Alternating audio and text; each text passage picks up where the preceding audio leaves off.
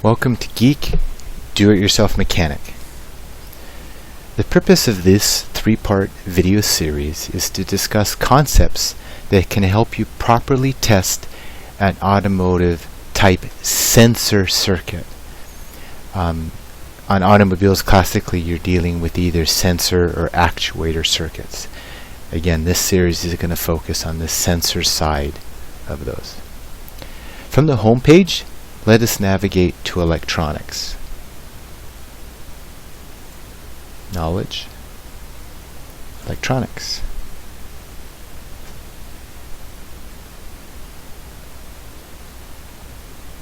As a prerequisite, it is suggested that you have read and have studied at least some of the following: Alan Brodnick's book, Barry Hollenbeek's book, Autoshop 101, Physics Classroom. It'd be nice if you also perhaps looked at several Scanner Danner videos. At a minimum, I suggest studying Autoshop 101, electrical suite of short chapters, and or the Physics Classroom before continuing on in this video. I also suggest you watch my video discussing pull-up and pull-down circuits, since that's a big factor in these type of circuits. It's really good to have a good understanding of the differences between those two. This video series is intended to be supplemental to the reading materials discussed above, and only highlights topics that I have found helpful when analyzing and working with automobile sensors. This topic will be broken up into 3 videos. This video, being the first, will describe the circuit in the analog circuit simulator used in this video series. The second video will discuss working with a pull-up resistor sensor configuration. The third video will discuss working with a pull-down resistor sensor configuration. Let's begin with an overview of this 3-part video series. I have watched numerous Scanner Danner videos and have even interacted with Paul via YouTube comments about some of the concepts I'm about to present to you. My goal is to demonstrate how to interact with these circuits in a safe manner. The JAVA Circuit Simulator will allow us to see what we can and can't do. Basically, we do not want to do anything that shorts a circuit, allowing power to go to ground with insufficient load, which incurs a high enough level of amperage to damage components or even wiring. Again, this condition is called a short to ground. To prevent this from happening, I will research the appropriate electrical diagrams, trace out the circuits on those diagrams, and when the circuit behavior is not obvious to me, I will quickly recreate them using the JAVA Analog Circuit Simulator, which we will use in this video and many of my other videos. Although I cannot exactly recreate the automotive circuit I'm working on, or the simulator doesn't exactly represent how an actual circuit will behave, this step is still extremely valuable since it allows me to visualize what's going on. To me, that is the toughest part about working electronics, is you have to understand concepts and behaviors. You know, it isn't like trying to debug, let's say, your brakes, where you can actually see the components interact. Electricity is sort of all concepts and understanding how they will behave in certain circumstances. At least that's my opinion. The primary goal of this video series is not to scare you into avoiding working with automotive circuits. On the contrary, it is to allow you to properly understand sensor circuits, principles, and tools to allow you to work on sensor circuits with greater success.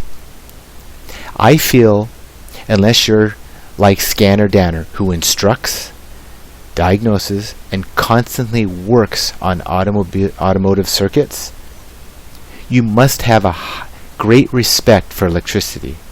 So, before you work on it, think about it. It is like what carpenters are taught. Measure twice, cut once. Again, this discussion is intended to be supplemental in nature by highlighting topics that I have found helpful when analyzing and working with automobile sensors. Let's navigate to testing concepts.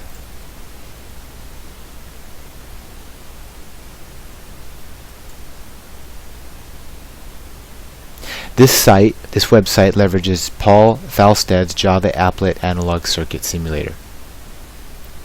Let's begin by clicking on a 3-wire sensor button.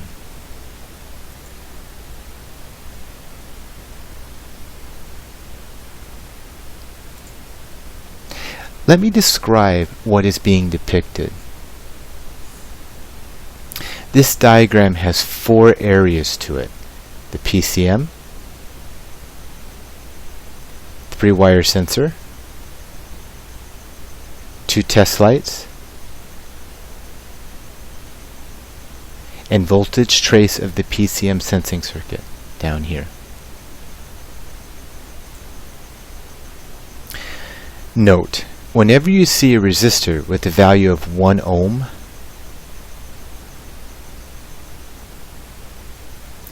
it is used to make the simulator work correctly. If these resistors were not there, the simulator would encounter a matrix error and stop working. Like right here is a 1 ohm resistor. If I didn't have that there on some of the examples I give you, I would get a matrix error, so I just place it there. You could pretend it's the ohm of the wire or whatever, but again, it's to allow the simulator to work correctly. The actual circuit may not or need that. Let's briefly discuss the 4 areas. PCM. The Pcm block contains a typical PCM supplied 5-volt reference.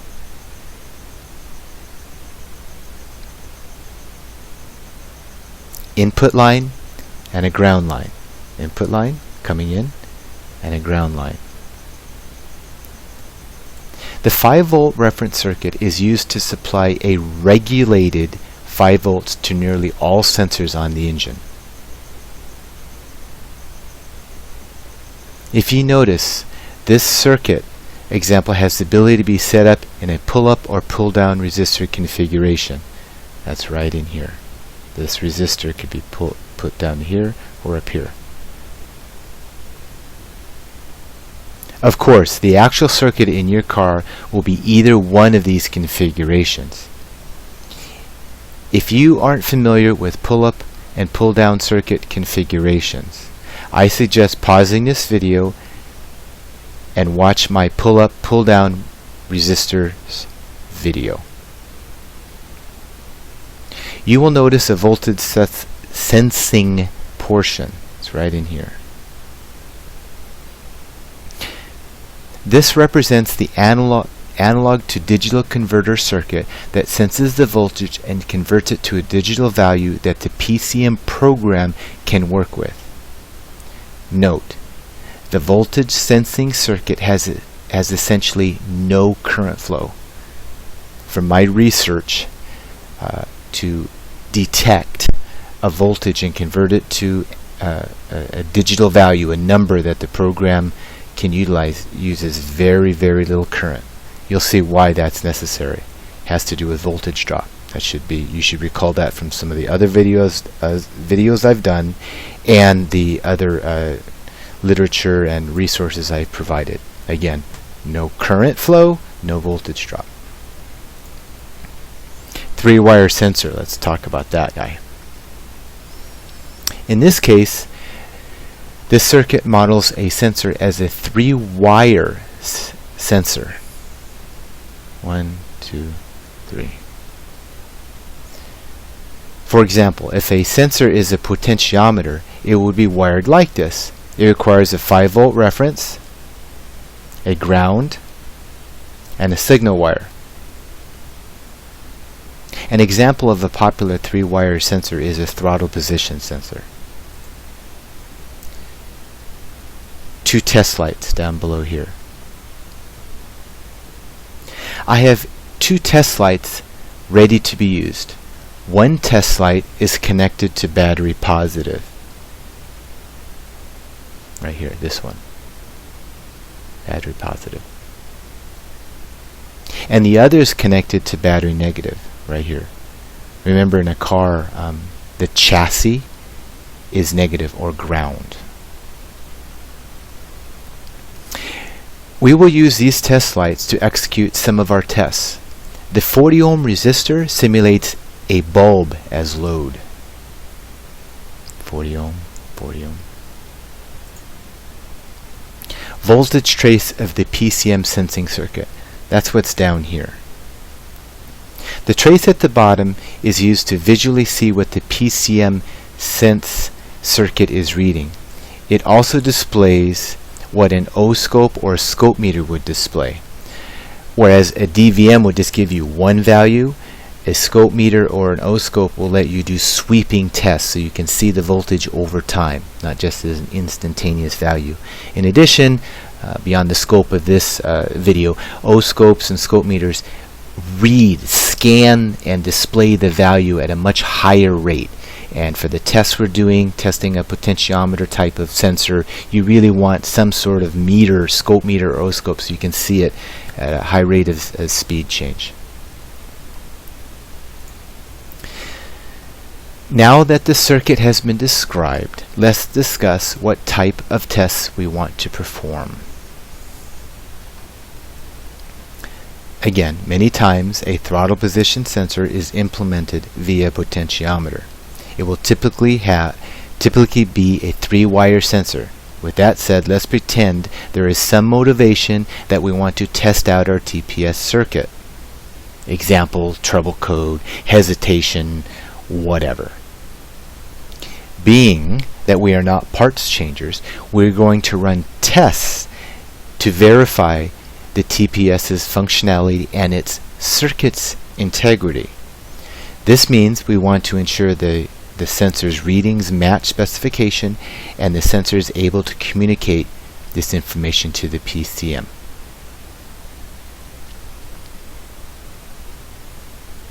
So what that means is we want to test the sensor itself, and then we want to make sure these lines are able to get back to the PCM. It's another way to say what I just said. For most vehicles, having the key to the on position applies power to the sensor. To determine this, I suggest reviewing the wired diagram for your particular automobile. For this test, I'm going to assume the circuit is powered with the key in the on position. I will back probe the 5-volt reference with the meter, with the meter's red probe and the meter's black probe to battery ground. It should read 5 volts. So when I'm here, it should read 5 volts. And if you, when I touch here, if you look in this area, you'll see it's 5 volts. It's analogous to me back probing. I would then back probe the sensor ground with the meter's red probe, which it's a voltage drop test. Again, I have a video on that. Since current is flowing, remember the key is on, so current is flowing. As you can tell, the dots are moving, so I'm testing down here. And if you look, I equals 5 milliamps. It should read very close to 0 volts.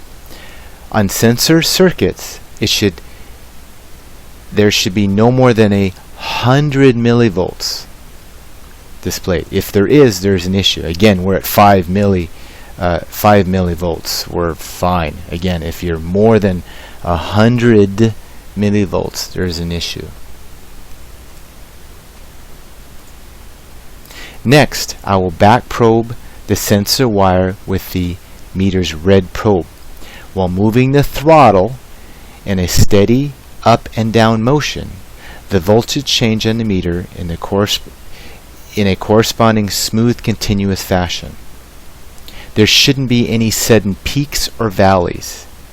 Please check your automobile's reference material for a valid sweep range of values, but these values typically range from close to 0 to close to 5 volts. Let's do that.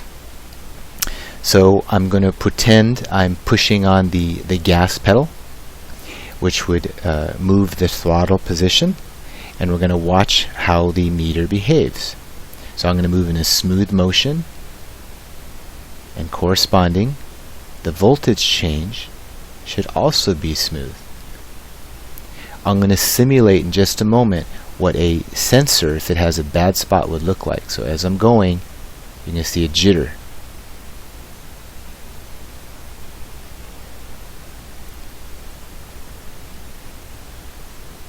Now again, you see how that particular section is not smooth. Again, you saw me do it, but if you were moving in a smooth fashion and you saw that, you probably have a poor connection. Probably not because you're back probing, but the connector again could not be plugged in the circuit into the sensor very well, or the sensor itself is just worn and some of the contacts are dirty or worn away. Again, so you don't want to see that. It should look nice and smooth. Make sure your foot is smooth and the graph should be smooth.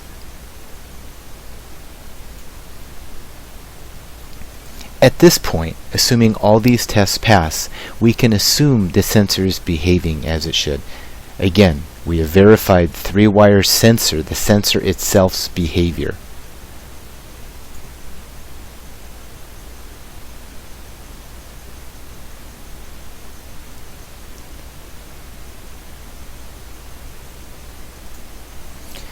Let's test the TPS to PCM communication.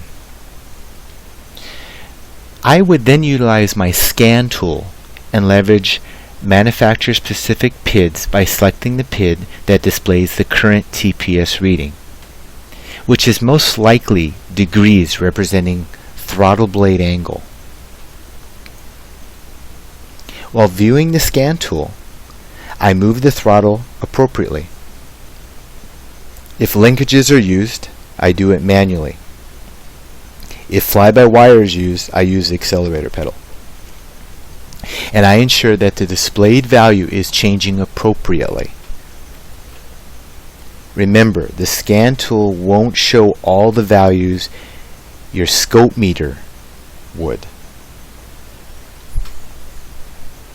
It's not reading as often, but the real answer, the truth is it's not communicating to your scanner at a high enough frequency.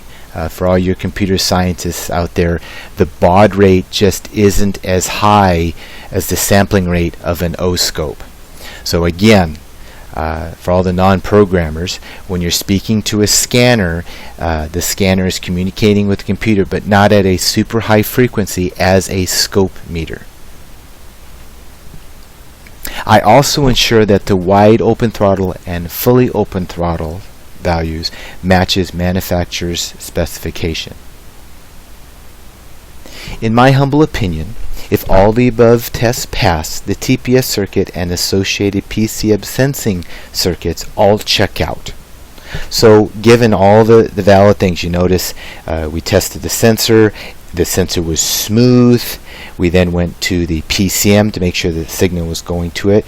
We did that by hooking a scan tool to it and then moving by pushing the accelerator in and out and making sure those values were crisp and clear. Again, I like scan tools where it can graph, so I would do that and make sure the graph is smooth, just like the scope meter. But again, you can't skip one without the other. I wouldn't just rely on the scan tool or just the scope meter. You need both. You need to make sure the sensor is working well, and then the PCM is receiving those values. So to me, you have to go hand in hand. But again, we're going to assume all of that was good. But let's pretend there was an issue. What would we do next? Right? I showed you when it was good, but what would you do next? Since we already tested the sensor outputs by back probing, let's run a test to ensure the sensor line from the sensor to the PCM doesn't have an issue. So we want to make sure this line doesn't have any issues. We're going to run the test twice. One with the sensing circuit using a pull-up resistor, and the other with a pull-down resistor. At this point, you can watch the video with either the pull-up configuration or the pull-down. So there will be two other part one. This is part one. There'll be a part two, which is a pull-up resistor, and a part three, which is a pull-down resistor test. So depending on your wiring diagram, you can choose to watch the pull-up or pull-down. Again, you have to look at your car to see how it is wired. See you in the next video. Thank you for watching. I hope you found the information helpful.